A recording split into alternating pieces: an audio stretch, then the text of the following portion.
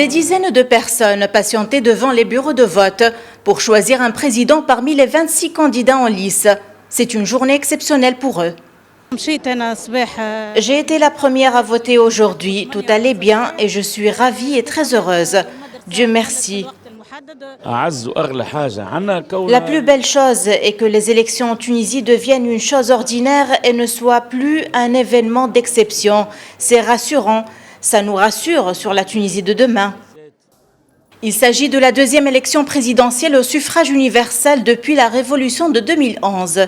Sur les 8,9 millions de Tunisiens en âge de voter, plus de 7 millions sont inscrits sur les listes électorales. C'est un chiffre record, atteint grâce à une énergique campagne de l'instance chargée des élections, l'ISI. On a une mission déployée sur le terrain assez importante, 28 observateurs de courte durée, plus 28 de longue durée, un total de 100 observateurs si on inclut aussi les diplomates de l'Union européenne qui ont été déployés par les États membres. Et jusqu'à présent, je peux vous dire que tous les rapports nous disent qu'il y a une atmosphère calme, un bon respect des règles et des procédures.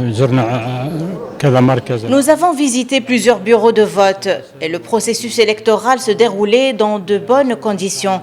L'afflux des électeurs était remarquable depuis le début de la matinée, depuis 8 heures du matin.